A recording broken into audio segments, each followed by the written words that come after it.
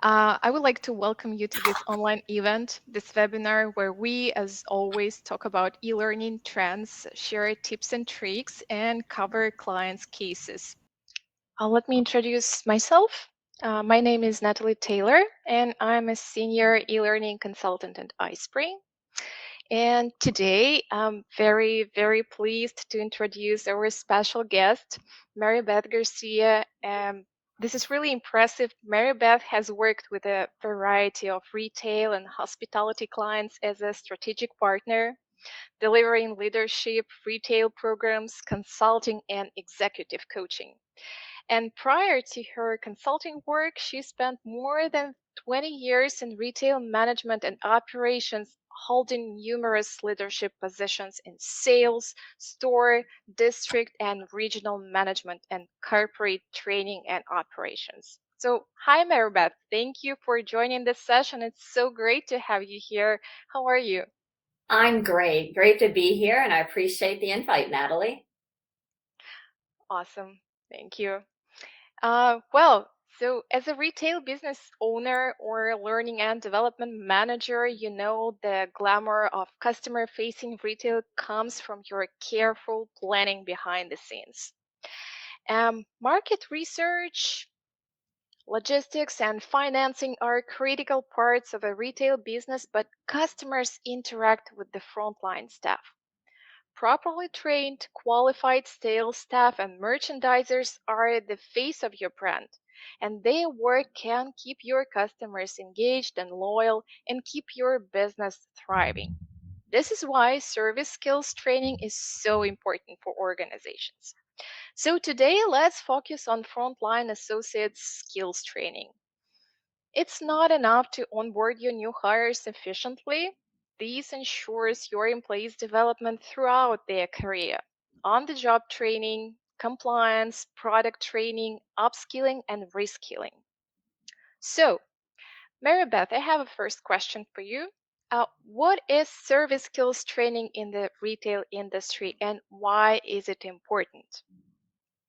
Well, it depends. It really depends on the customer, the retailer, and what's the service expectation for them. It can run from fast, friendly, and efficient for your big box retailers and grocery to very high touch or personalized service and clienteling for more of our fashion and high end retailers on that. So it's important to know what your customers' needs are and really what their expectations are, because that's going to really define what your service level is, and then the training and service standards that you have to put into place to be able to meet those standards. So really having good customer service standards, having that really meet where the customer is, what they want, is really the first step in building loyalty.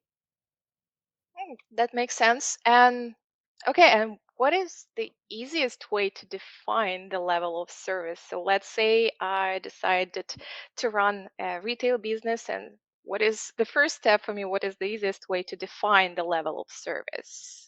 Well, as I said, you really need to know what your customers expect. So that really means that the service levels have to be that you have to be able to determine their needs and find out exactly, what they expect. I think time is important for customers today. So I think that efficiency, even in a high end and clienteling, is going to be really important. But I think the most important thing is you've got to make it a comfortable environment. And that starts really with the environment you create for your associates and that frontline worker. They feel good, they feel comfortable. They're going to create that welcoming environment for your customers. So I think that customers, there isn't any customer that wants to be frowned at. I don't think anyone. Some don't, the level of service some want, they want to pick out themselves. They just want direction. Others want to be guided. They want that high touch experience. So it really is about determining what your client, your customer's needs are, and making sure that you meet them and don't waste their time. Okay.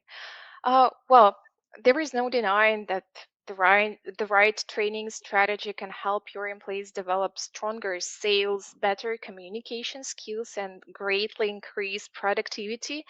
And all of this will definitely result in more sales. But what other benefits can retail businesses reap from a well-conceived training strategy?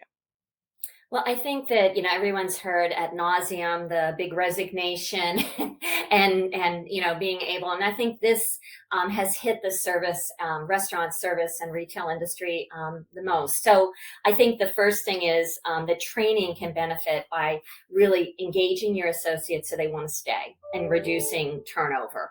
I think that's probably the biggest key because customers like to see the same folks. That it's nice, and especially if they know them and greet them by name, I think that's really important. I also think that training, there's no training is an event. It's a process. It's ongoing, and it's always evolving just in time. And I think there is a myth, that you can't that more experienced tenured sales associates don't need any more training. Retail changes so much. It's one of the most fastest changing environments, so everything is going to be new, and so there's always going to be opportunities to really light that spark, even for an associate that's been there for a long time. So it's critical for new associates to really get the training, to make them more competent, because when they're more competent, they're more confident. So investing in training to get them to that level will be important. I mean, I remember my early days in retail and, going through a 1-day orientation, and I was a brand new third key, and I got the keys and told, good luck, and I was petrified whether I'd set the alarm off, what happened. I was trusted with the money, the deposits, and so forth. And I think that I was not confident. And I can tell you that I think that confidence is Obviously. what's most important. And I think, like I said, if you have confident, competent associates and service people, whether it be, from a Target, a grocery store, to LVMH or Sandro's and Maj, and some of the high-end Chicos, some of these retailers that we've worked with, it's all different.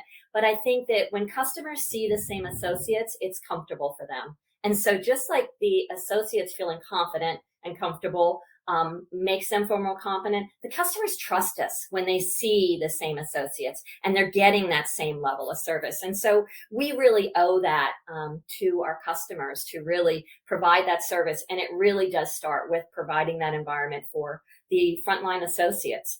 Hmm. And I just want to kind of put a shout out too, because it's holiday season. And I think that there is another myth in retail that for, hire them, you just want the warm bodies, that will fill the schedule at Yeah. the busy holiday season. And, this, you need to invest in the training on them as well, because the customers don't know they're new. The customers, that's your brand, that's your face. And a lot of times, especially with the retail situation with turnover and shortages and staff, a lot of these holiday folks are coming in maybe for the holiday, but they'll stay. And if you need to create Hmm. that environment. So I think that's one other thing that I just want to kind of shout out to all the retailers and services that, let's not eliminate or shorten that training, because if they stay, they've missed that whole foundation that may be the core to Hmm. your culture. Well, that was my guess as well. So, in my opinion, it basically can be related to any industry. If you invest in your employees, this helps reduce turnover, improve customer service and satisfaction, and of course, improve company image. So, people are important for every business. So, people are the key. Absolutely. Yeah. Okay, so um, if we want our customers to return again and again and to recommend us to their family and friends, we must provide a great customer experience. But what makes up a great customer experience? Well, again, it depends. Again, everybody's expectations are a little bit different. And so a knowledgeable salesperson who asks great questions to determine that customer's needs offers the assistance based on what they've told you. So listening is extremely important. We're not, there might be items of the day and spiffs in retail that are on promotion that you get, a couple dollars for selling, and that you just need to be able to suggest that to the customer, but you need to really react to the customers, what they expressed as a need. So I think that the great experience is when a customer feels they've been heard. And so I think that not only do you ask great questions to determine the needs, you listen to what they are and then you respond to that. So I think Mhm. that, you know, as I mentioned before, shopping and time is important for everybody. I don't think anyone says they have, oh, I have all the time in the world. I haven't heard that in 20 years. So I think that time, being respectful of people's time, and that's why really getting to what their needs are and being able to service them quickly, I think is very important. You know, there are some customers that want to just be directed, and there are some Mhm. customers that want the whole high touch experience. So it's just really going to be different. And, you know, in the retail business, it's huge, big box, Yeah. specialty, discount, high end. So it Yeah. really is going to depend. So don't, what I recommend is that the sales and service training has to really determine and be able to be flexible to what the needs are, what the customer tells you. Then you need to be able to teach your associates how to respond accordingly. So that has a lot to do Mhm. with making that customer experience special. I like what you said. Dear audience, folks, what about you? What do you think makes up a great customer experience? Or just share with us an example of bad customer experience happened to you or great customer experience happened to you. Just type in the chat box. Really curious to learn more about our audience today. So, as for me, if I go to the store for the first time and the salesperson acts really pushy or doesn't even listen to me, I get irritated and will never return to this store again. So, Mary Beth, what about you? Any good or Yeah, bad I'd love to hear experience what you want to share? I'd love to hear. I'm glad you asked our audience what they had to do. You know, I have to say that the experience is something you know, they always say that when you have a bad experience, you'll tell 10, 20 people. When you have a good experience, you tell a few. I tell this story a lot because it's a great experience. In my travels, and, you know, this goes back 15 years ago, I had a lot of clients in the Charlotte, North Carolina area. And so due to planes losing my luggage or redirecting sometimes, or just having a lot of free time in the evenings, I wound up in South Park Mall at Nordstrom's, and I wound up picking up and I'm a customer of Lancome, and I met a representative. Her name is Renee. She's still there. If anyone's here in North Carolina, I want to give a big shout out because she's awesome.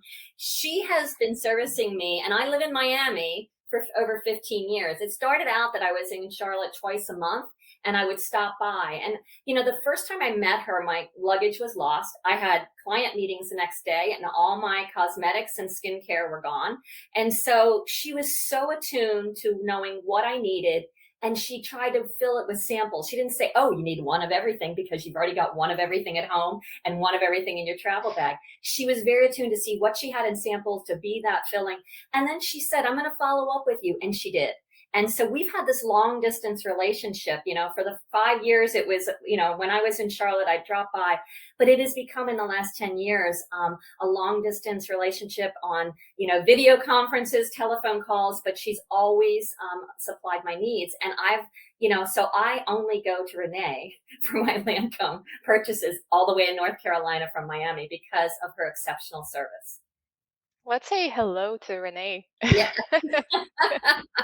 Yes. She's great. Uh, and we have just one response to this question. Daryl values the personal touch, allowing the customers to be a part of the sales process because people buy from people they like. Um, I I like this agree, idea. Daryl. Yeah, Yeah, agree 100%. yeah, absolutely. I'm sure there's other customer service experiences out there. Is there anyone else? What makes a Um, great or a bad customer experience so yeah, we know how to we all recover? have bad experience for sure.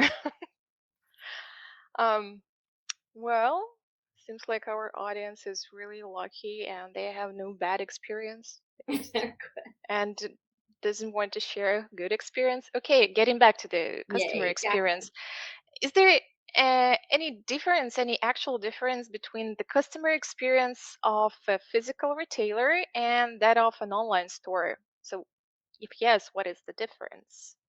Yeah, absolutely. I think, you know, the in-store experience provides the salesperson more cues. They're able to read body language, verbal, nonverbal cues. I think they can read the facial expressions. They can interact and engage more freely by reading these cues. I think that there is great amazing software technology now that can, really create that experience. But it's a lonely experience. And I think that I always believe feedback is gift, and having someone that's knowledgeable to be able to provide, and learning a little bit more about my needs as a customer. And I think that that's, so far, the chat box and things like that for the technology hasn't worked.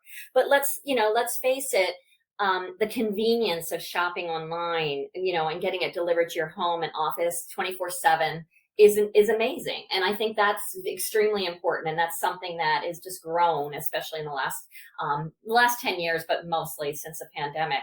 But I think that Mhm. I think the big shout out to live shopping, and I'm seeing, and what I'm reading in all the retail reports and what we're hearing from my clients, is that it's coming back. We're starting to get busier, and I'm in the stores, more, and seeing a lot more customers. So I think you can't duplicate the experiences of holding that pot in your hand to see how heavy it is, to see, wow, that looks great. I think that would be great for my, Mhm. turkey, or what, my casseroles for Thanksgiving, but it's heavy, and then you have that. That's the hardest part, with being online, is you can't get that. You can't get that whole shopping experience with clicking quite a few, going to accessories now go to shoes, click on belts, click on this.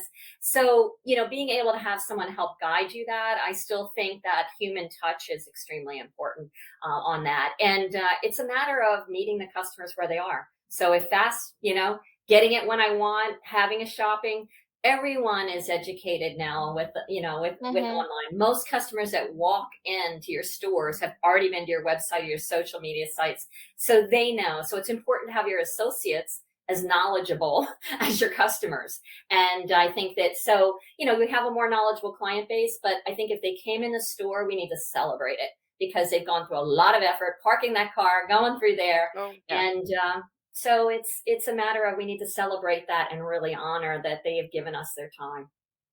Yeah, and again, a human touch, right? Yes. Yes. Um, okay, folks, I have a poll for you.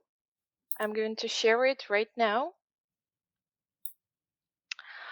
Please respond. So, how often do you shop in a live store versus shopping online for your retail purchases? You have five reply options: all the time, most of the time, sometimes, rarely, and never anymore. Well, as for me, I returned to live stores. So when the pandemic started, I went online shopping just all the time, but now I return to the stores again, and I like it. But if I Mhm. spend there more than 1 hour, I get really tired. Really tired. It takes too much energy. Yeah. Okay, so far so good. Well, About sometimes, 90%. Yeah. yeah, 90% of the audience responded to the poll, and sometimes people just shop in a live store, and just 5 people online shopping, and so on. Well, sometimes is the most popular answer. Yeah, so that's 44%. So a big shout out to the retailers. I know we have Ulta and Ashley Stewart and a couple other retailers, Blaine Supply in here. So a good shout out that we've got 44% say sometimes. We got to capture them then when they do come in, and make sure that we make that experience great. And we have one more response in the chat box from Nadia from our support team, community manager. She loves shopping online because she doesn't have to talk to anyone. This is interesting. Thank you, Nadia. But Uh, that's meeting Nadia where she is, right? That works for her, and she can probably do it yeah. whenever she wants. And so I think yeah, I think that's exactly it. You've got to be. I don't think there are any successful, tremendously successful retailers that are not in omni-channel now, that don't have the way to meet your customers where they are at all channels. Hmm. I think last week there was an article, I don't know if anyone's seen it, about Target opening up. It's so funny. 5 years ago, it was all this downsizing boutique urban stores from these big box. Now they're opening this huge football field, more of store, to create this BOGO, buy online and pick up in store, BOPIS, Mhm. excuse me, Yeah. buy online and pick up in store. And there's this big, that'll be like, it reminded me of the drive-through, you know, like a drive-through, where you pick up food years ago, but you'd have multiple lanes and so forth. They're doing a lot of these things to respond, which I think is great. They're making the stores bigger so they can store more in the store, because that's another big Mhm. trend. Being in distribution center and having to ship it now, more is coming in the stores so that you can get it right today, in real Yeah. time. So the technology and just the whole advancement of online or shopping without going into the store is tremendous. But as you and I both know, Natalie, we like that human touch. Yeah. Um, yeah, we have one more question from the audience. Ariana is asking, like, what do you think? Is a sales rep's appearance important when we talk about customer service? Like, is it I think, important how sales reps look? Yeah. yeah, I mean, Ariana, I think unfortunately, human beings, we make a decision in 10 seconds, sometimes about someone. We size them up. It's not really a good attribute that I think that we're all proud of, but I think that we do. But I think what's most important, um, is that you reflect the brand and the store. I think that there might be someone might look out of place in one store versus another. I just have to share an experience. I just was on vacation last week and I went to Virgin Voyages line. And if it's a very different cruise ship. It's all adults. But I have to say that the diversity of the passengers, but most importantly of all the associates, in the ship was just amazing. They celebrated diversity. And I think that was something that, of course, struck me positively. I think that it is something that's good. But I think that, I'm sure LVMH doesn't want someone in cutoff shorts, and a t-shirt greeting their customers at Louis Vuitton. I mean, so I think that it has to be a matter of reflecting. Customers feel more confident when you look like the store they want to buy here. But I would warn against being too crazy about tattoos and piercings and things, because that's all part of our culture now.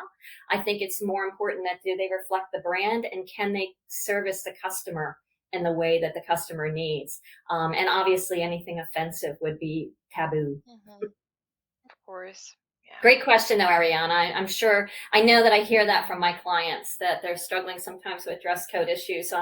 It's funny. They said, no, Lululemon didn't create leisure wear. They actually impacted the clothing industry, because Mhm. now all of a sudden Brooks Brothers is using stretch fabrics and different things. I mean, everybody went into that whole leisure. So I think that's something that came out of the pandemic that's not going to go away either. And I think that, I think the other is just respect for everyone, and the diversity is important.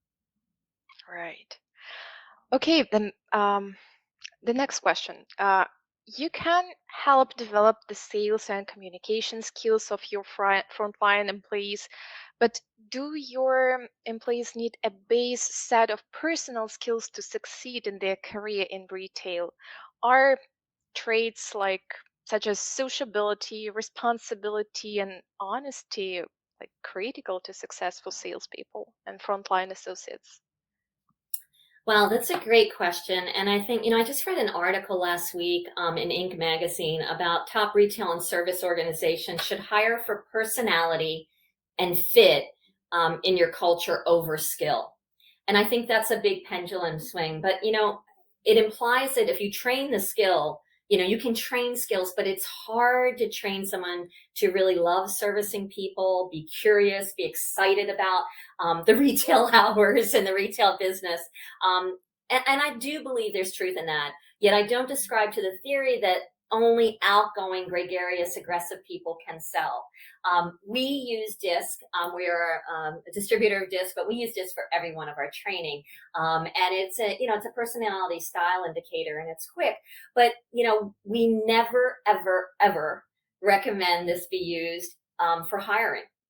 Or for promotions. It is nothing. It's Hmm. just your DNA. It's who you are. And so with that in mind, I think that what I would say is for retailers to just kind of warn against trying to hire the mini me's, the big exciting people that are always enthusiastic. I have worked with some top salespeople that are really quiet and shy. They're really good listeners to the customer. And then they listen and respond to that customer and wind up being in the top sales because they're able to understand and validate what the customer's needs are and then service them. So I think that good salespeople need to be authentic, with a touch of chameleon. And what I mean by that is able to flex outside of their own comfort zone and natural Yeah. style to engage with a customer. And that takes a tremendous amount of interpersonal skills. Our tagline at More is we train the interpersonal skills that drive results. And the reason is that, there's that whole adage again of, oh, soft skills are mushy skills. Well, no, soft skills are effective communication skills and being Right. able. So they really do drive results. And I think that that's where, in the retail industry, you do have to be able to communicate effectively. And I've mentioned a lot, we really believe in asking questions, really acknowledgement, giving eye contact, having that personal, but asking questions to determine needs. But most importantly, then listening and responding, Mm-hmm. listening to what they say and responding to that, not what you want to sell that day. I think is just really important. They build confidence. I think that any customer is going to give away their money, their credit card, and wave their Apple Wallet across the counter when they feel comfortable and they feel confident in Right. the decision. And I think that a good sales and service person helps the customer make the right, smart decision for the customer. And that'll build Yeah. loyalty. Again, loyalty. Folks, what's your take on it? You will see the poll. Please respond. You will have two reply options. The first one is yes. Frontline staff needs a base set of personal skills to succeed in their career in retail. And the second one is nope. Every skill can be trained, even personal ones. So we have,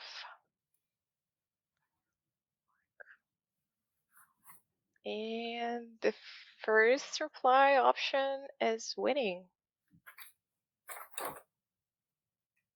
So 12 answers, 67% have responded. Yes. yeah.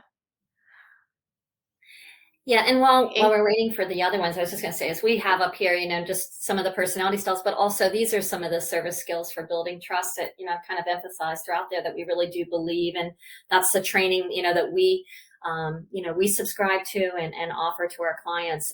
But it all depends on the client's needs. So we're a very personalized boutique offering in terms of what are the needs of the customers and what is most important for your sales associates. So I think that the building trust, and that is certainly a strong interpersonal skill. It does have to do with honesty Right. and responsibility, I think, are extremely important.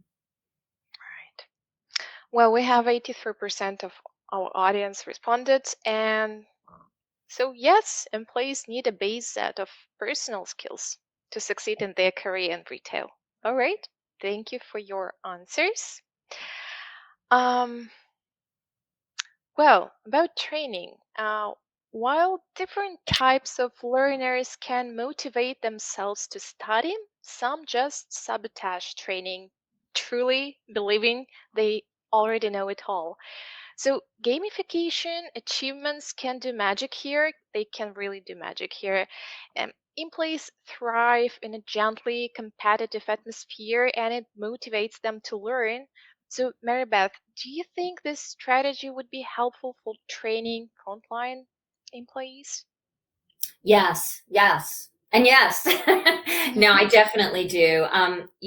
The competition and retail go hand in hand. So I want to speak to that first. Is it making it fun and competitive? Retailers always competing. We get a report card every day. What your sales were. Were you against it? LY? Were you against, your stretch goal, your individual sales productivity, your UPT, units per transaction, your average sale, all those things. So we have a dashboard that has been before dashboards were invented in technology in the retail business that we've always subscribed to. So I think that having that competitive report card is very important. I think for in training too, compete with the learning. It creates them to want to learn more. I mean, there's nothing that a training company would want more, right? Is to create that.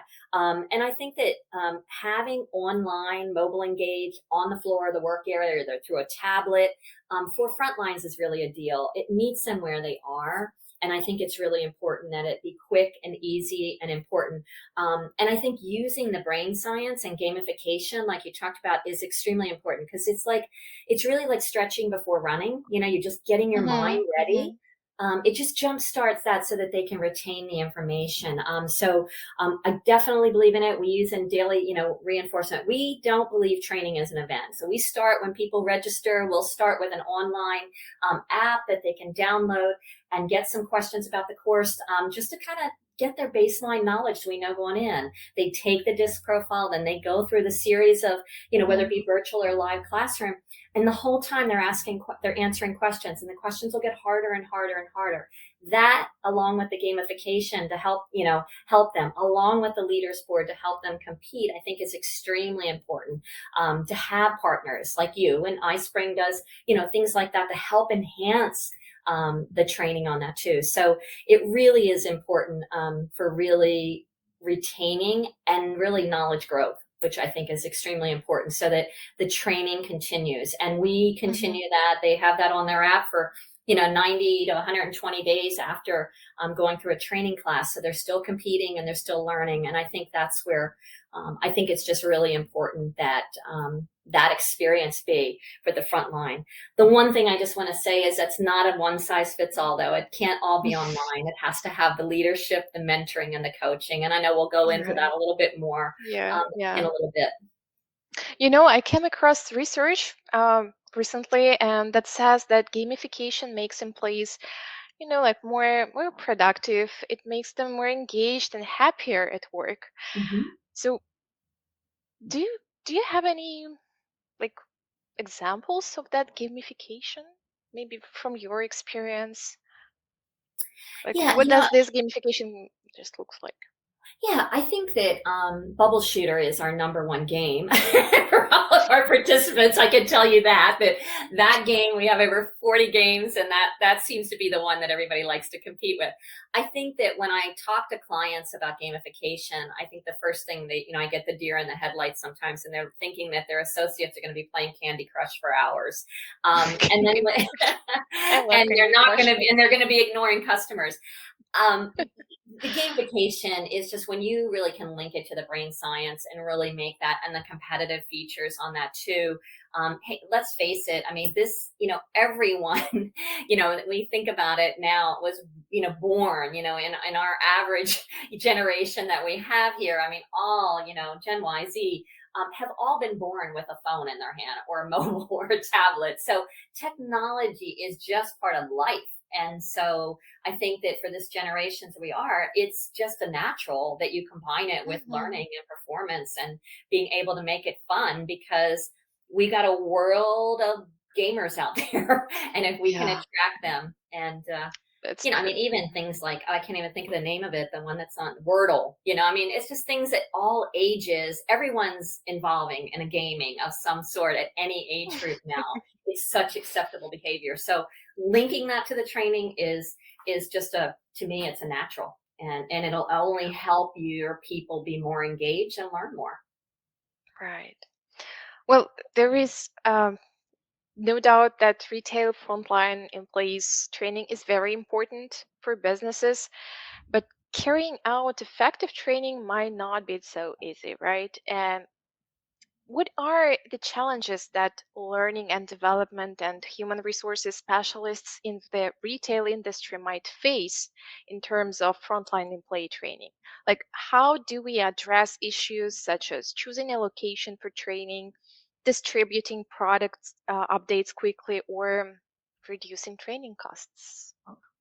Yeah, and I think this goes into what we talked about, is there's a lot of shortages right now, and staff Hmm. shortages. And so it's always been hard to get salespeople off the floor, to get the payroll hours, to be able to get them off the floor to be able to learn. And so I think that especially with the staff shortages now, it's even harder and harder. I don't think the days of pulling people away in a salespeople in a group meeting somewhere in a district, I haven't seen that in years, and I don't think we're going to see that again. I do think that making it easily, and that's where mobile engaged. I know that that's another thing that 3 or 4 years ago, clients were like, "No, we can't have them using their phone," and and that was always something. And then we realized that no, they're not going to be charging you for the hours and all that. They are loving this. They love learning and they love doing that, and it's easier to make it accessible to them. So I think the accessibility to meet the frontline associates where they are with the training in a mobile engaged tablet phone, making it quick and easy, and followed up with store meetings if you can have that. If you can get those one-on-ones with the manager, the leader is the one that's going to take your training, because if people just do online, just go to a training class, the chance of them using the skills unfortunately are 16 to 24%.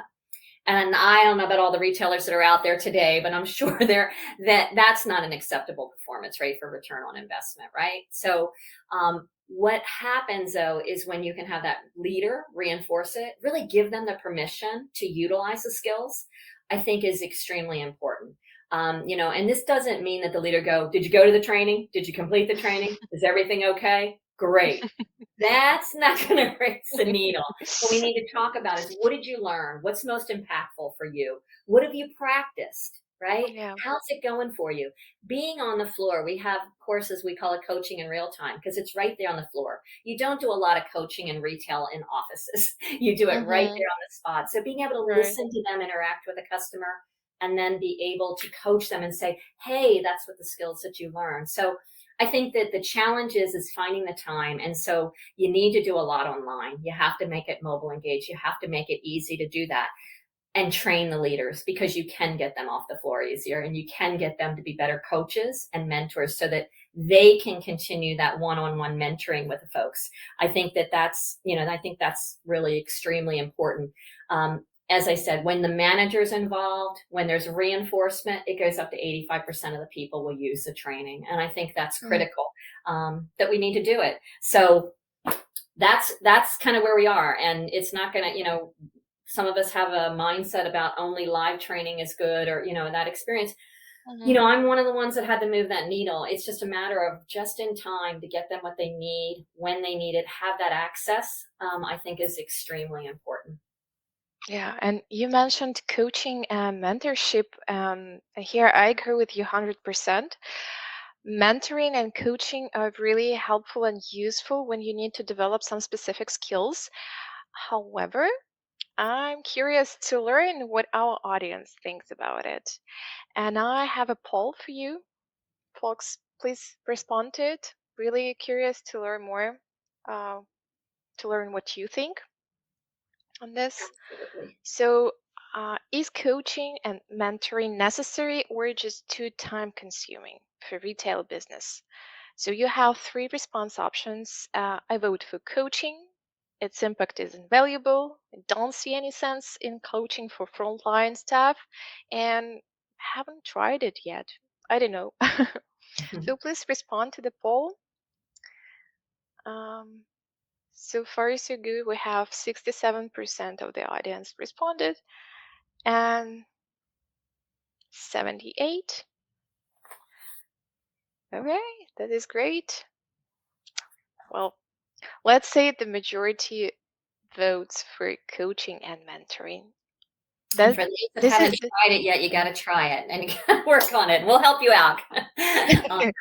But no, I right. think that's very positive. Yeah. Yeah. Now let's change the direction a little bit and talk about training formats. Uh, Face-to-face training has many advantages, no doubt, but it's becoming less and less sustainable as business becomes more digital. Online training allows learners to take training across the globe at a time that works for them, to learn at their own pace. And with online training, you can benefit from less admin work. But do you agree, or is in person training still necessary? Yes.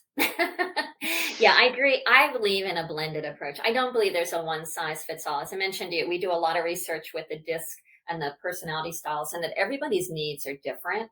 And I think that that's something you have to be aware of when you're a director of learning and development or in HR, just a store leader or a district manager that needs to know that you can't use a one size fits all. Everyone, you kind of meet the learners where they are. And so I think that a blended approach is going to be important because you're going to be able to touch everybody in that. And what I mean by that is engaging them in definitely different, different modes. As I mentioned, we use a disc, we use, an online app for daily reinforcement, and we utilize that. We deliver, that's been a big shift for us. 80% of our training now is delivered through virtual classrooms. Mm-hmm. And we used to be 85%, 90% live classrooms. So it's just being able to do it. So one of the things that we had to do was convert all of our classroom into a virtual environment, and we engage the learner every 5 minutes. We know that it is something that you have to be on. You have to make sure that no one thinks this is just a drive by and you just tune into Zoom and you can just do your other work. We don't let you.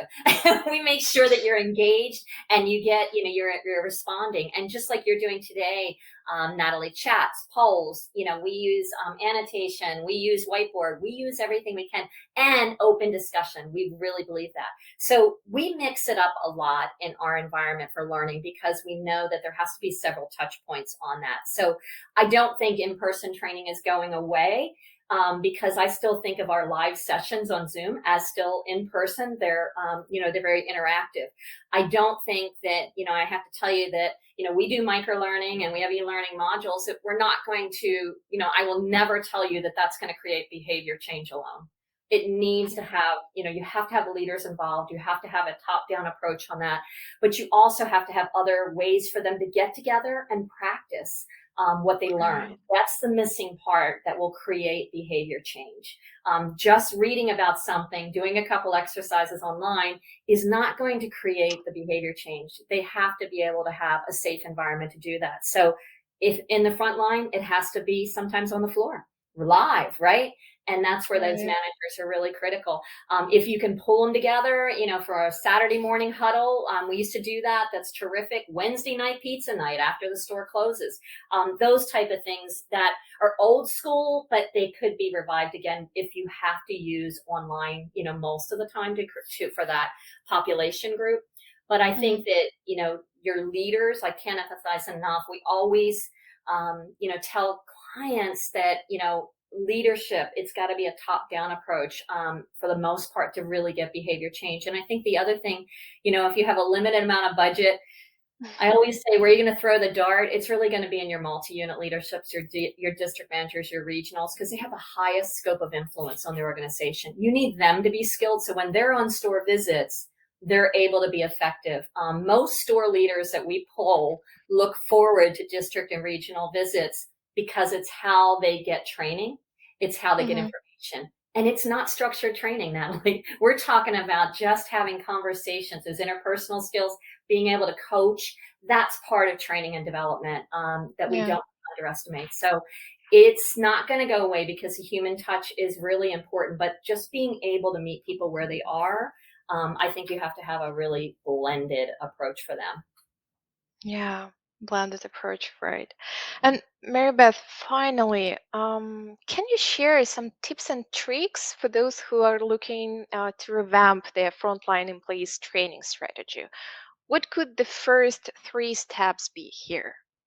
Oh, wow. Just three? I Just think I three. prepared 10, or seven, excuse me, that we have. But these are more about sustainability. So I'll talk to you about really a training approach is it has to be a process. It's always evolving and growing. So not a packaged canned approach. One of the things that drives my team crazy sometimes, but I'll facilitate a session or one of our facilitators will, and they'll say, wow, I tried this and it really worked. And next thing you know, I'm like, well, good, we're going to do it for all of them because that's the industry that we're in. So you really do have to kind of keep it growing, keep it involved, I think, but have a strategy for each level of the organization. I think I mentioned before is that keep training going. Don't feel that anyone is done. There's no such thing as trained. That's a really Yeah. bad word. It's just not possible. It is impossible to say anyone is trained. They're trained for that moment and maybe have met all those requirements. So I think my tips are to make sure that it's, it's flexible. I think that it is addressing all the needs and it's ongoing. And I think that Hmm. once that happens, and I think that this is, I put some hacks that really are really for helping you sustain the training to make sure that it sticks, that there's stickiness in there. So I appreciate you putting them up there. And I think that the top one, as I always say, is keeping leaders involved. I think that, you've heard Yeah. me say that a couple, the coaching, teach to learn. We do train the trainer program. So sometimes not having, more retail come in or their facilitators come in, even though they're all retail experts, having us certify your team to do some training, I think is good. But I think most important is celebrating success. I always say, don't ignore any behavior you want more of because it'll stop. So you Yeah. need to encourage the heck out of it, and that's reinforce it and celebrate it. There's no such thing as, well, they know that. That's part of their job. I don't need to tell them that they're doing a good job, right? That's what they're supposed to do. Unfortunately, what'll happen is you'll see performance go down. So celebrate their success, no matter how little it is, milestones, because then people know you care. And I think that right now, Hmm. that's what we're hearing most in the industry is, do they care? Do companies Amazing. care about me? And I love this idea, like there is no such thing as trained. That really is. Thank you so much, Maribeth. I totally agree with you. And just a side note from me, do not forget to measure training success. You have to know the extent that learning improves employee performance, to track progress and make adjustments. And yeah, if you wish to learn more about how to measure training success, just feel free to watch one of the sessions from the iSpring online conference held in June. And I'm going to leave the link just in the chat because, yeah, I think that's really important. You have training set up, training processes set up, but you have to measure it as well. Absolutely. And in retail, we're always about measurement and ROI. So I think you're absolutely right. What gets Yeah. measured gets done. All right. So now we know that frontline associates training is important, and we have identified the following training challenges just to sum up the session. The challenges that retail can face, and they are like choosing a location, organizing in-person training can be a logistical nightmare. We know that. Another challenge is scheduling sessions, the same as choosing a location. It's often tricky to pull a large group of staff members off the floor, out of their offices, or to another location. This can lead to lost profits or some staff members missing out. One more challenge is training accessibility. So, in many instances, retail sales training needs to be rolled out quickly with little notice. And often, when we have a product launch, businesses have a narrow window of time in which to get their retail staff up to speed on the product. Um, One more challenge is training format. Before you launch your training, just understand the three main types of training methods. One of them is blended approach, is blended learning. They all have pros and cons. Just get to know more about them before choosing the right training method. And remember, training should be quick and engaging. Micro learning is very popular nowadays. Um, Another challenge is leadership training and development. There is a common misconception that some people are natural born leaders and others are not. Um, while it's true that some people are natural leaders, leadership is a skill. It is still a skill that can be developed through training. It's therefore essential that organizations learn how to develop it. And last but not least, reducing training costs is also a challenge. It's essential for companies to do their best to reduce their costs, but it can be extremely pricey to gather sales reps from different countries in one place for training or organize training sessions at the last minute. And here at iSpring, we truly believe that e-learning can address all these challenges. Over 55,000 clients worldwide are of the same opinion. So why opt for online training? Uh, just a few reasons.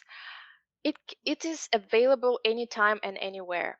Online retail training is a flexible option that allows trainees to participate across the globe at a time that works for them. It gives you higher retention levels. Online training allows trainees to learn at their own pace and review their training when they need and when they want, of course. Another reason is that online training can be a great equalizer. It allows more advanced or engaged trainees to move at a quicker pace, while those who need longer, they can take the time they need without embarrassment or, I don't know, holding back the training sessions. Um, with online training, you will have less admin work, that's for sure. I mentioned this earlier. So once you have your learning management system up and running, organizing the training becomes as simple as, I don't know, um, a click of the mouse. Just gone are the days of booking conference rooms and training centers, really. And finally, training data is your digital body language. An LMS learning management system tracks and reports progress, giving you insight into the effectiveness of your training. Each click, page view, or drop-off points shows where learners lost interest, got stuck, or excelled. You can use this data to identify skill gaps and create bespoke training to bridge those gaps. So, considering what I've just said, it is extremely crucial to choose the right e learning solution for your training. Obviously, we think iSpring offers you best possible e learning option. So, if you want to deliver engaging retail training with a minimum time, money, and effort, then test drive iSpring Learn LMS without paying a cent. And the good news is that if you book a demo session for iSpring Learn today, you will keep your discount till the end of the year. This is really a unique opportunity, so don't miss a chance. Scan QR codes and just learn more following the links. I will also share the links in the chat. Okay, Mary Beth, do you have anything to add, your final thoughts on this?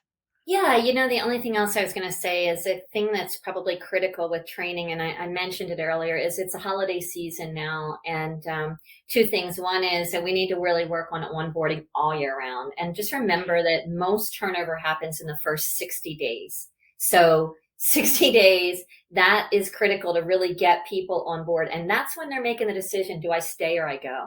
And so everything that you can do to engage them, they really are an important resource for you. I know I answered a question, Daryl is mentioning that they can't even smile or make eye contact. It's really has to be how they're being treated. That's a reflection, unfortunately. So I think it's really important to really invest in a good onboarding program. And I think at the holidays, my last thing I've said before is don't think of these folks as the people that are going to continue on in January, because there's a really good chance they will. And so, don't be looking at them as short-term or disposable associates.